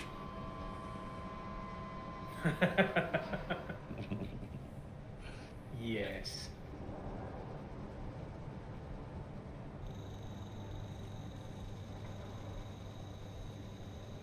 Hey! Oh, Hey. One success, but you got a few Oh. ones. Oh my gosh. Three That ones. is brutal. 3 1s. Oh, your hope's down to like 1.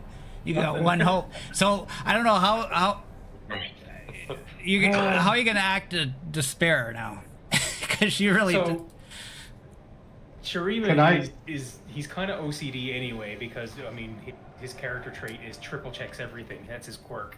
So I'm very, very stressed because someone's hands were in here that weren't supposed to be. So I'm not only going through my Not own mine. gear, I'm looking at everybody else's too. I'm going through Jeremy's pack. I'm going through, and I'm just getting agitated. I'm like, who touched? Like, why is this all out of order? What's happening here? What's going on? Why is this? You know, and I'm just getting more and more flustered as I go through it. And actually, Steve, your camera is not on. There we go. Yeah, it just crapped out on its own. And you could add this to your role play here as you're looking through the bags. You're checking all the equipment because you're in charge of all the equipment, and you notice it's been sabotaged. Your navigation instruments, vital for direction, are subtly shifted off. They're shifted off course.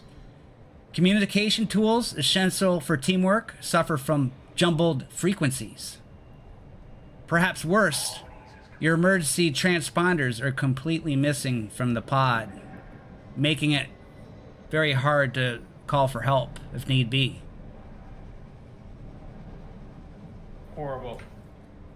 I relay all of this. You know, our gear has been sabotaged. We have no backup. We have nothing. We have no navigation, no communication, and it's leading us somewhere else. It's leading us away from our intended destination. You think I can fix it? I got some mechanical skills. You can try. It's out of my league. No, you can't fix this missing equipment and screwed up equipment. There's no time. It would Okay. take a lot of time. One of you guys good at math can figure out how they changed our navigation. Maybe we just correct a few degrees of compass setting, and we could be right on course. Well, I can take a stab at it, but possible. Yeah, Jan, you're our navigator, right? You can do something. Come on, you can definitely fix this. I can certainly try. You can do it. Way out You of there. can do it. You can math. Let's do it. Can I try to math to at least get us back in the right direction? Well, you're not going anywhere yet, right? You want to fix the navigational instruments? Is what you're trying to?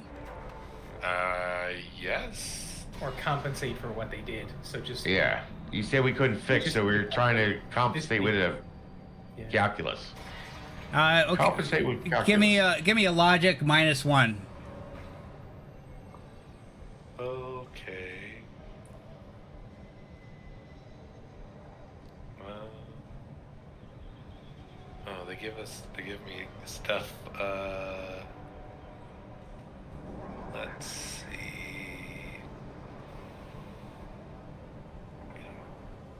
It's not that. Okay. Logic -1. Well, that's a 4, so that's painful. Yeah. Nope. Oh, you suffer. No, not yet. Do you want to push? Nope. Why not? How much hope you got? You got a lot of hope. I have 2 less now.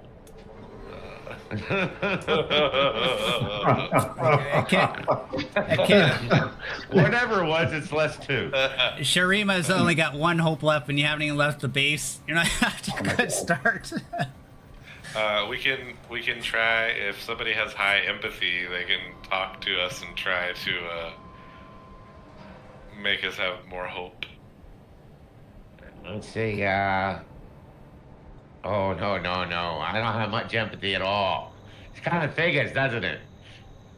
I'm slightly empathetic. I could try to get you guys to rebound from that. You're making me feel all warm and fuzzy there, Jerry. Yeah, Messy. Wait. That's for later. Once we get back.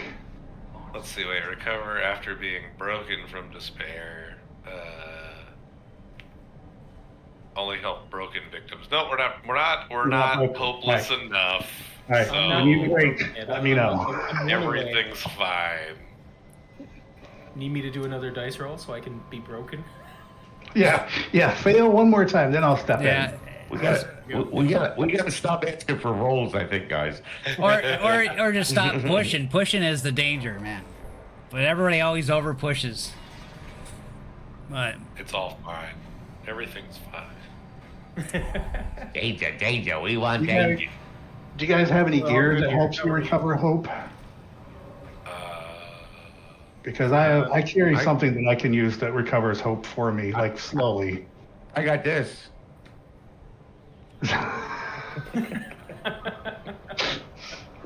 Springs and tackle, boys.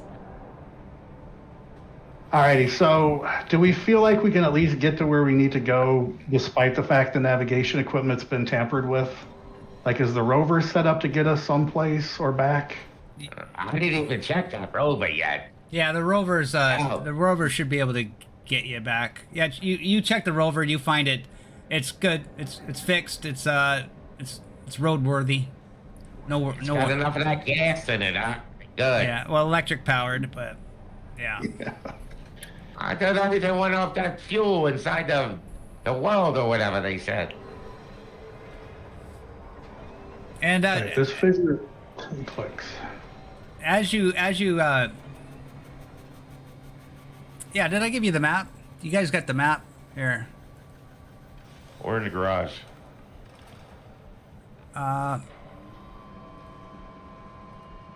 Yeah, we saw that. Oh, here we go. I get a map. Down below? You show the Mobura. There's the map. You can see Scroll. you can see the relation where the fissure is. And these are worn trails, the white dots. okay. Well, let's get going then. Yeah. Vroom, vroom. Vroom, vroom. Waiting for the next shoe to drop, as it were. The airlock opens up, and a few 5 people walk in, and they're all dressed in gowns, and they're all bow, and they're saying, "We pray for you to help those explorers. We hope you find them." And she goes to Sharma, and she takes a medallion and puts it over your head. I wish. I kind of back away. Do ya? So she's like looking at you with the medallion. You don't want my blessing. I don't know what this is. I had a hell of a day already, lady. Okay, she goes to Nessie. Please take my blessing of luck, and let God guide you in the journey to find the explorers. And she goes to. I always need some luck. The- You what here, lady? You on church or something? So you're refusing the medallion too? I need all the luck I can get. Look at this hand stuff I got going on today. What's wrong with that? She's like, What you doubt group are you doubt God. We hope you find God one day. He will forgive you. I believe my name is Messy Ma. I believe in me. M-E. And then she turns. I'll take that medallion, lady, though. And she puts it on, and she's got like 13 other charms around her neck, you know, just like that guy from The Mummy. Yeah. You know what? And then okay, you take the medallion, and then another person goes to Yan and offers you a book. What is this? This is the Book of Myths from the Old Horizon, a very special book. It has brought us, our family, great rewards. great luck, and I wish you to have it. For being so kind to go find those lost souls trapped down in that fissure. Okay, well, I do like books, so thank you. And Hey, Jerry, you notice these are the only people that worried about the people down there? These crazy looking ones? What do you think about Yeah. that? Sad state of affairs when lives are less important than treasure, but I think these people might have the right idea here. I'll take any luck we can get. And then German, one comes to you with an amulet and tries to put it over your neck. I'll bow down to accept the amulet. And Thank you. and she nods graciously. And for all you that took that, these are trinkets. They're called keepsakes in this game. And you Lose 3 hope. and once per session, you could use your keepsake in a role-playing way to discard 1 despair on your push roll. So you can get rid of 1/1 once per session. Okay? What about that book? Same with the book. That's his keepsake. That's the keepsake, okay. These are keepsakes precious to you.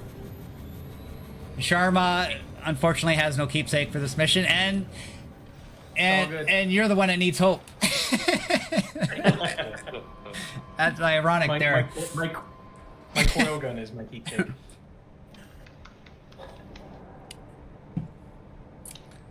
Okay, so Who were those people that gave it to us so we can kind of put medallion from...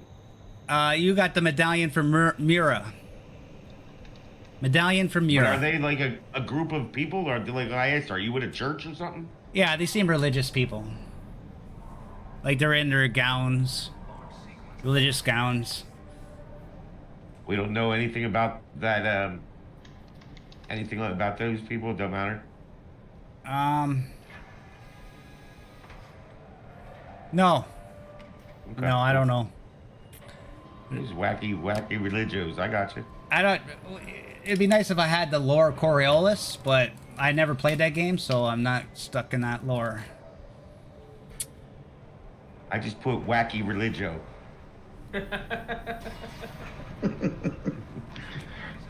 And Sorry, everyone. and you guys get in your rover. The airlock opens, Get into my big black car. and there's quiet as you look at the night sky. As your rover descends into the horizon.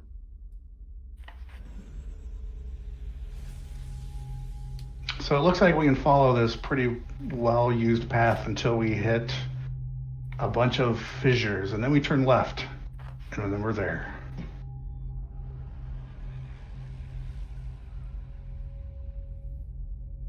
Either that or that's just that might be bug splatter on the map there. Hold on. Well, who's driving? Oh, Who's no. driving? Who's the driver for this? What? Who's our driver? I have a driver talent, which gives me +1 die to agility when driving ground vehicles. I There only we have go. a 4, so that'll give me 5. So I guess I'm driving. You're driving. Behind the wheel, boys! I'll show you how it's done. And then all hope was lost. We're very close already. Yeah. Flick through the old Coriolis book, and it could be the Church of the Icons, but the factions may be different in the Great Dark too. So Wacko religios. I gotcha. Do we need to roll for driving or anything like that? Yeah, just give me a roll for driving just to see how you're faring on this moon. I might lose some hope. So that's 1 success there. Yeah. Is that Good enough. that's with all your pluses? I get 4 + 1, that's all. Yeah, there's a lot less dice I noticed in this game compared to other roll 20. Like Walking Dead, you get a lot of Unless you dice. can give me Unless you give me some dice for that. I mean, extra dice for having the vehicle, the equipment. That's the only other way I think you could add dice. Right? Yeah, Seems like it. I don't Yeah. I don't get the stats for the rover in this. I read the rules. I read most of the rules this afternoon. So I didn't find any rover stats, so no, it's all good. We made it. we're getting that with the main rule book. I can't wait to read that main rule book. Hey, Messy, the turn signal's on. And we can go twice as fast. Oh, no backseat drivers, Jerry. I offered you to sit up here, but I got Charlie sitting up here now. Are you quite certain this is the right way? Listen, you guys figured out the Navo, right? You got your maps all set up, Mr. Smiley Pants. Well, maybe we should stop for directions. Who the fuck are we gonna ask? Oh, she's always like this. Damn, we should have brought some of that wine. You guys are stressing me out. We almost there yet? I gotta go pee. Oh, and there it is. We can't ever go 3 kilometers without having to stop. And you drive, you go over some rolling hills, but there's a well-worn trail that's easily guidable and worn down, so the driving is pretty easy. But your navigational system in the rover itself is functional, and it's showing that the total trip would take about 3 hours.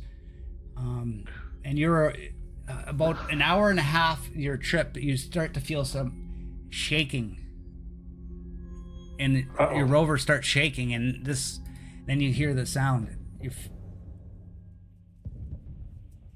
It's like there's rumbling coming from all over in the moon before you.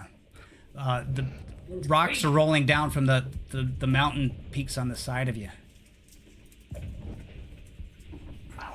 Hold on to your asses, boys. It sounds like we got some troubles coming. Do you think this is one of those quakes they spoke of? Unless I'm having some kind of orgasm, something doesn't seem to be shaking. No, probably not. Then. Jerk, did I make you blush? I'm sorry. Okay.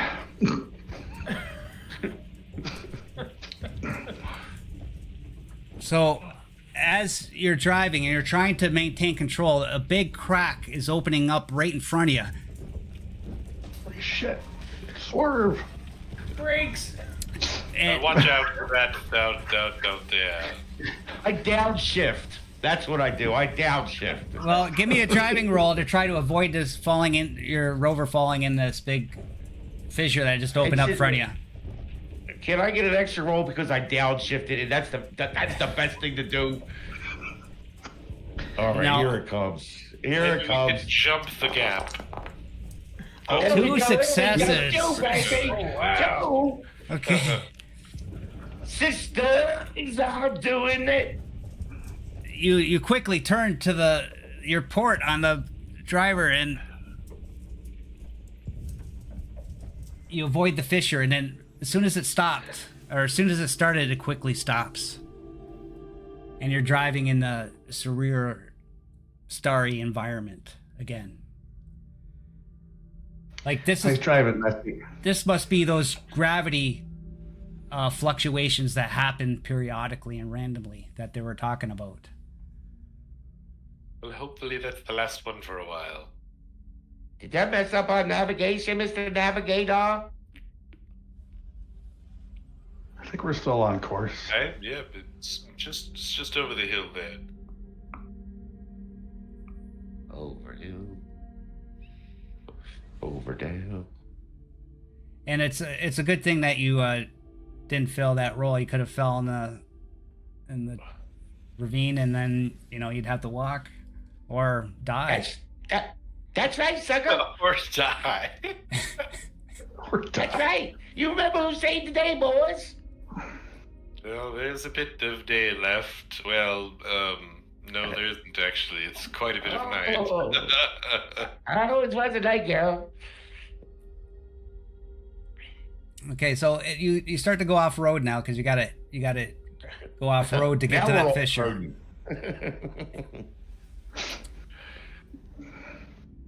And you keep driving, and then slowly on your navigational system, you're reading that the fissure must be right here.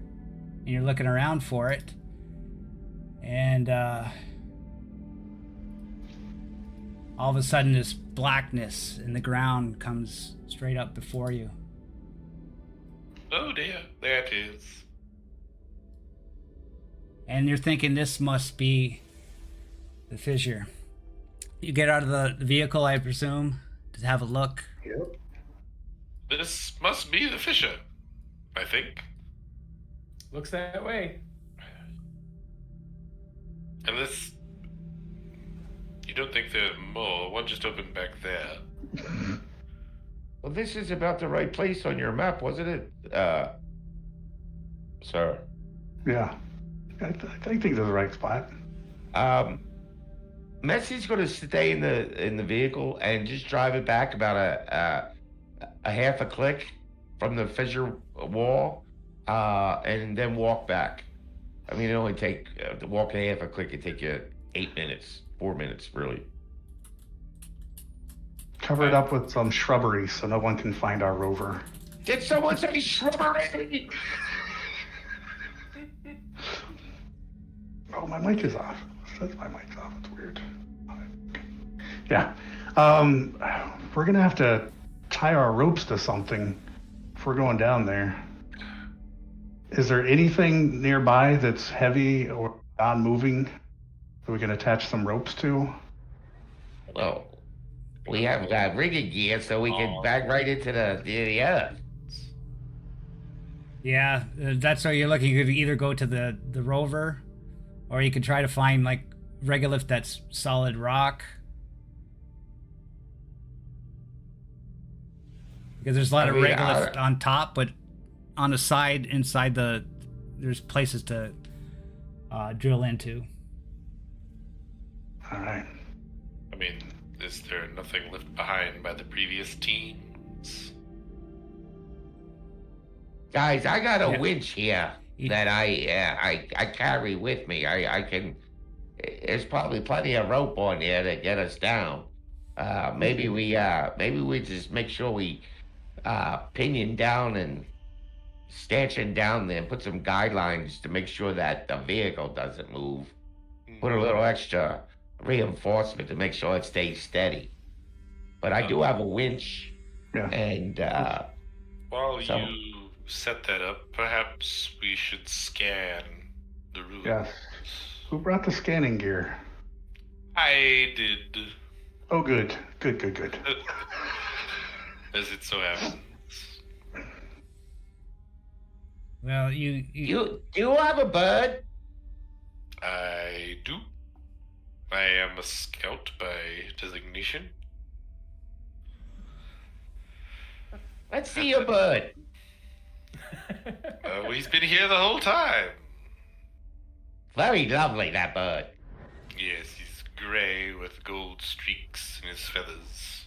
He's got a chromed black beak with a golden patch. He sits on my shoulder. Right here. It's been there the whole time, strangely enough. Very fine looking bird you have there, sir.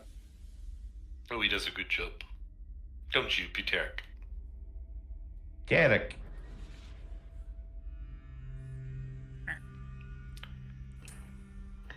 the Ottoman just nods to you. So if we're able to set up the winch, sort of like I said, maybe we'll bring, we'll estimate how much cable we have on it. It doesn't really say what it has, I don't think. I think you got 50 feet, or it says how many stretches you can do. Let me see.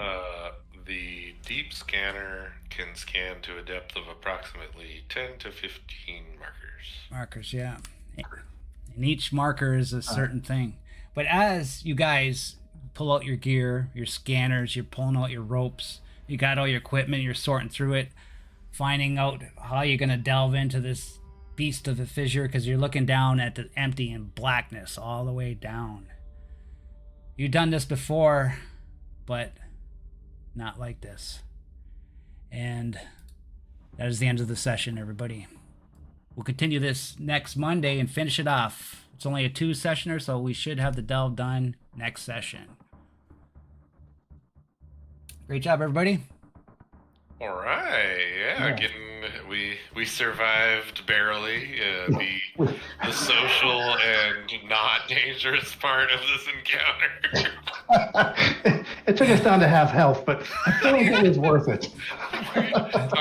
talk about tripping on your way off of the boat. Just wham.